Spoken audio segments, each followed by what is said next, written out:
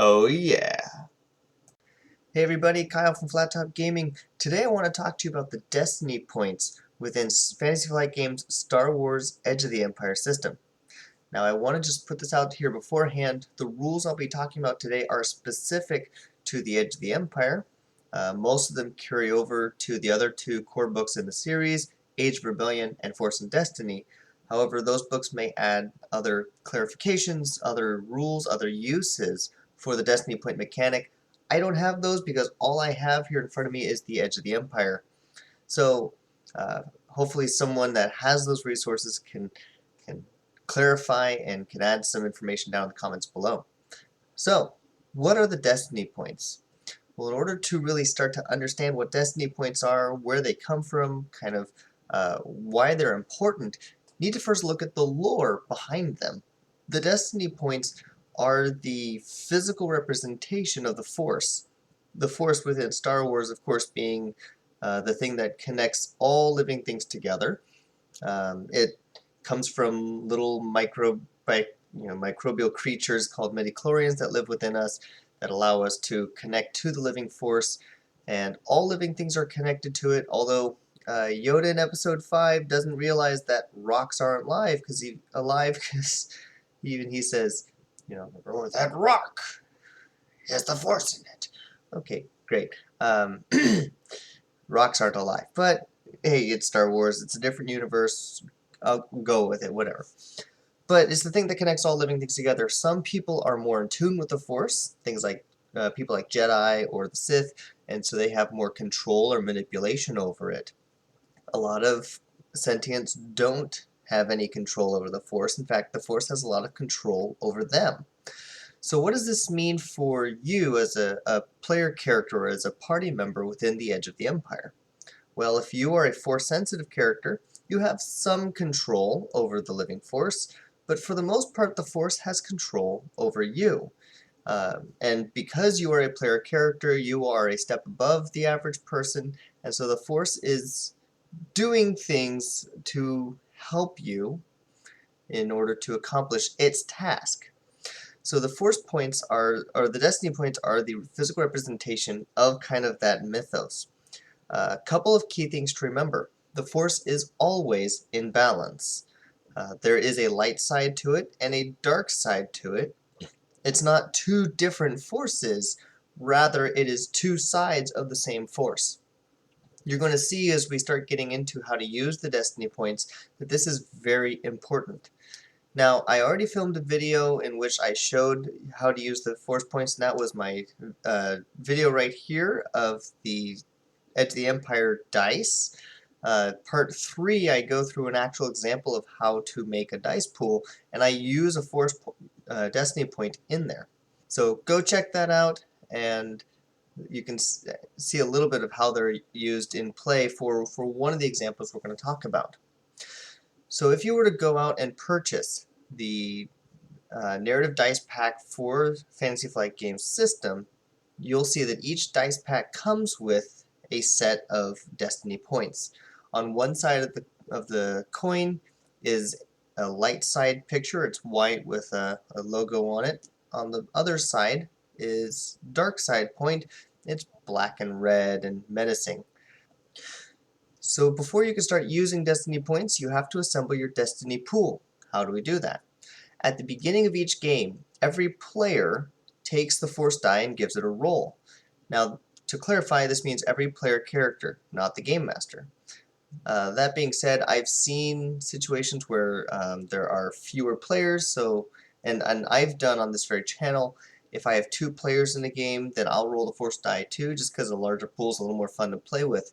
But according to the rules as written, according to Raw, it's only those player characters that get to roll the Force die. So you roll your Force die, and whatever pips show up, that is your Destiny pool. Whether it's good or bad, it starts that way. So let's use a 4-player example. Let's say they generated 5 pips, 3 light side and 2 dark side.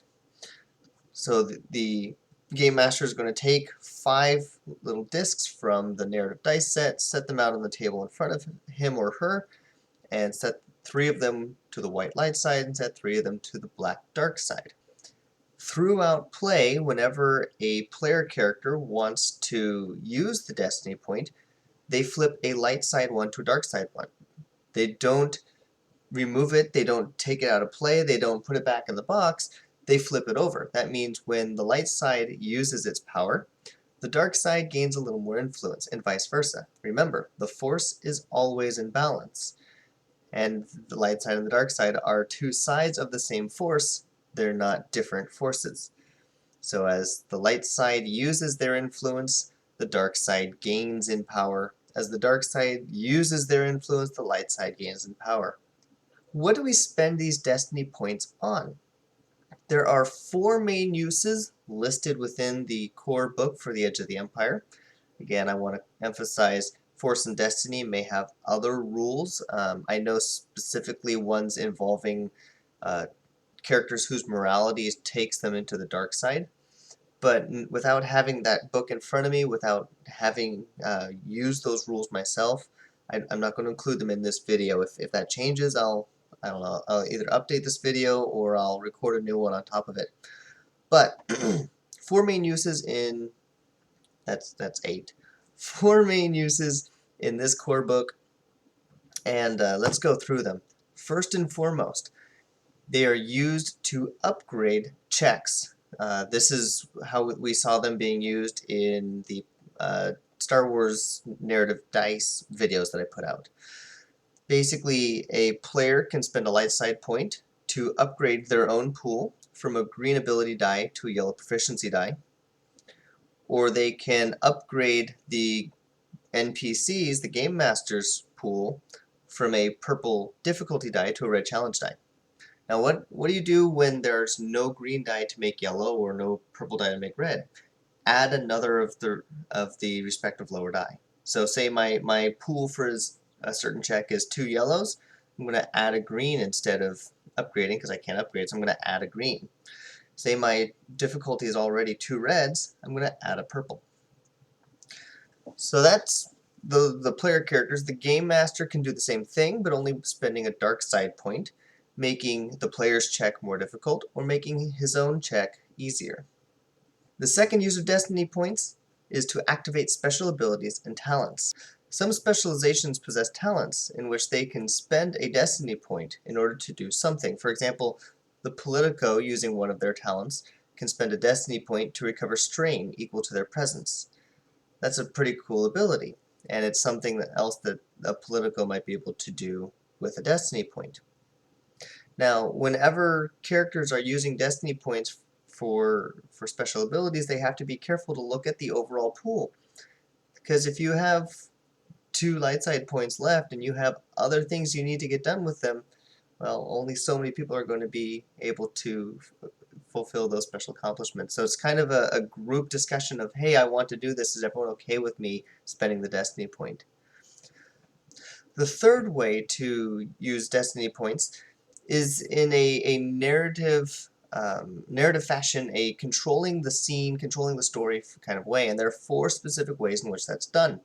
The first being is kind of a Deus Ex Machina.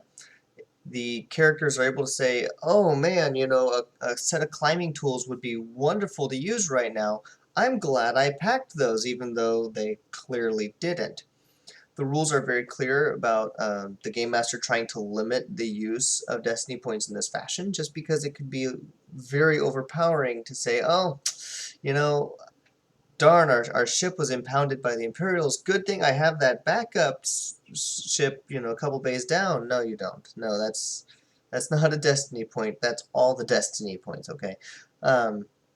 So there's some limit to it, but that is something that can be done on occasion, is the Deus Ex Machina of, I don't have this thing, now I do. The second way, the second sort of narrative thing is dumb luck. You know, you're in a cantina, hey, I just so happened to see someone left their data pad, you know, sitting here in the couch cushions. Let me borrow that. Oh, this data pad just happens to be for the bounty hunter we're tracking.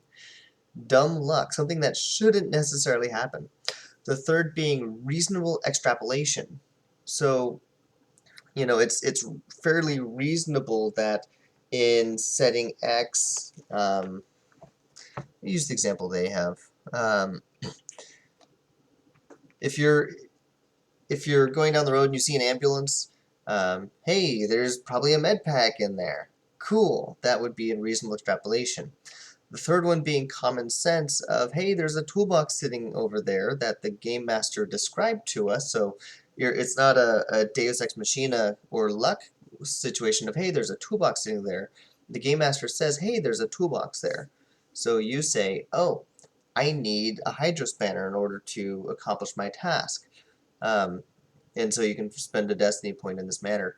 Sometimes if the description is good enough, or if the desire to search or the creativity is high enough, the game master is allowed and in fact encouraged in the rules to allow you to accomplish the task without even having to roll for it. So that's kind of something to keep in mind. So again, those are the four luck, Deus Ex Machina, narrative control uses of the destiny point. The fourth and final use of destiny points is it within the Force itself.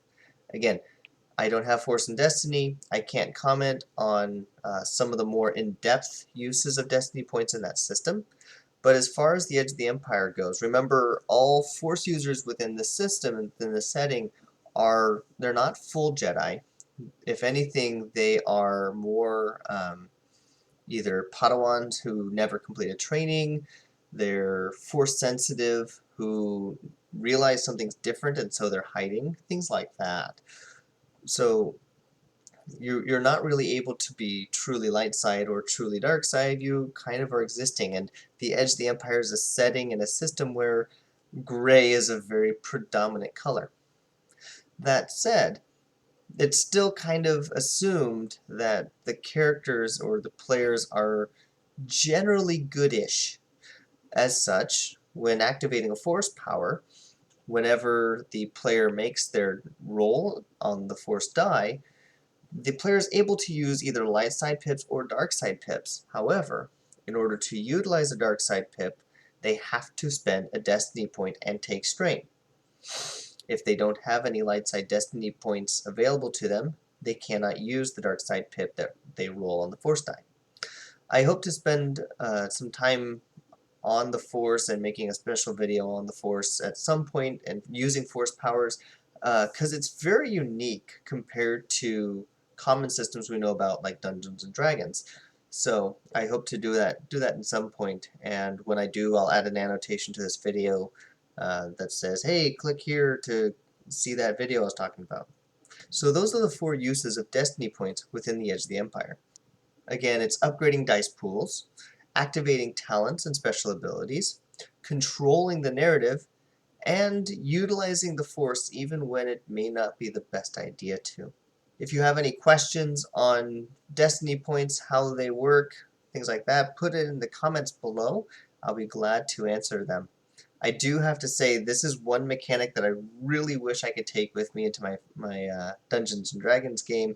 We're playing a couple of weeks ago, and one of my players, had a suggestion. Hey, can such and such happen? And I came this close to saying, spend a destiny point, and I realized, oh, don't have destiny points. I think I ended up telling him, do you have inspiration? Great, you can spend your inspiration for that. So I'm kind of homebrewing and mixing the two systems.